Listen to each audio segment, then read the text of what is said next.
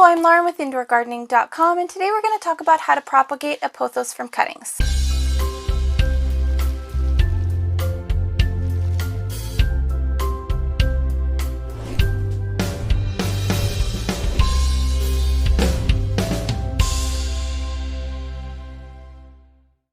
Pothos are really amazing plants because they are so invasive and grow so prolifically. This makes them fantastic for beginners to learn how to propagate with. Even if you are a seasoned plant parent, this may be something that you haven't tried yet. It's very easy, very simple. A couple of different reasons as to why you may want to propagate your plant. Chopping up a plant sounds really rough and horrible, but it's really great for your plant because it can help them bush out, it can help them vine out, it can help them get back variegation that they had lost. There's quite a few different reasons as to why you would want to chop your pothos. Some other reasonings behind it may be that you want to make a more fuller plant. You need more of this plant to plant on top, to grow and have it look more full for you. Another reason may be your plant has just grown so prolifically, so quickly, and so much that you don't know what to do with it and it can't stay like it is. When it gets to that point, it's definitely really okay just to go ahead and chop it. It's not going to damage the plant in any way. They will be all right and it will definitely grow back. It's not going to hinder the plant, especially one as prolific as a pothos or Epipremnum aureum. We have a whole video on the different media that you can propagate your plants in, but today we're just going to be using water. When you're going to make the cut on your plant, you just want to go ahead, go down the vine. You want to decide where you are going to be chopping. You want to make sure that whatever you're chopping off has some sort of node. A node on an Epipremnum is where the leaf meets the stem. You'll feel a little bump there, and generally there is some type of little brown bump on the other side, which is actually the start of an aerial root. If you have a really humid environment, you may even actually have a long root already coming from that. Perfectly fine. Do not chop that off. Keep that on there. You want that on your cutting. You want to make sure that you are cutting in between the nodes because the nodes are what has the building blocks of life in it for you to be able to grow more plants. This plant will not propagate without a node. So if somebody gives you a little stick and it doesn't have a little bump in it, it doesn't have aerial roots, it doesn't have a node, that stick will just wither away and pass on and be a stick. It's not going to be able to grow into anything. So you want to go ahead and make that chop on the plant in between the nodes.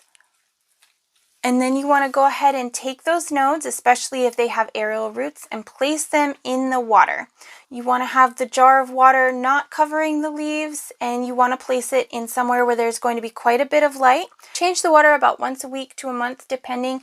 If you start noticing that it's getting kind of gross and yucky in there, then it's better to change it. That's just for your sake, not really for the plants. The plant would be fine, but we don't know what's growing in that water with the plant as well, and you don't want that evaporating off into your air. You can have microbes and stuff in there that's not very good for you. So the pothos would be totally fine if you didn't change the water, but it's definitely better for your own personal health if you do. You should start to see some new growth within a couple of days. You'll start to see little white nubs coming out of the node, or that brown hardened aerial root is going to soften up and turn white as well. This is new growth from roots. It's generally white or green, and it should grow quite quickly for you, especially if it's getting enough light. If it's been about a week and you haven't seen any new growth, then generally you want to move it into a little bit more light, and that's going to help kind of kickstart things. Epipremnum like to have warmth, humidity, and a lot of light when they're propagating, and this is going to help move things along a lot faster. So you already have them in the water, you are giving them sunlight, which is warming everything up, and then they're going to sprout those roots for you. After about a month to a month and a half, you should have some pretty long roots in there, should be 3 or 4 inches minimum, and then you can go ahead and pot these up. You can use any type of potting soil that you would like. Just make sure that it is pre-moistened so that you are not putting your propagations directly from water into an environment that is completely dry. That will shock the root system and create an unhealthy plant. But if you use pre-moistened potting mix, then it will feel more like home to these plants and they will be less in shock and be able to grow more prolifically. Make sure to keep watering them a little bit more over the next week or so that way they don't dry out. You don't want to shock those roots again. And then you can start to slowly stop watering them and letting them dry out more and more as the plants establish, especially if you start to see new growth on them after you have potted them up. You can also put them back in the same pot. Just keep in mind that that little area of the pot will need to be watered a little bit more, and that may not be conducive to the other plants that are in that pot. Sometimes it's better to have them establish and then plant them together. It just depends on your personal situation and your living conditions as far as that goes.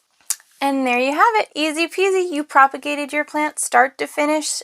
It doesn't take very long at all. It's not super complicated. It's very easy, very fun, and it is fantastic to see new growth and feel the pride of growing a whole new plant all by yourself. Be sure to check out indoorgardening.com for more information. We are always happy to help. Thank you so much for watching, and we'll see you in the next one. Bye!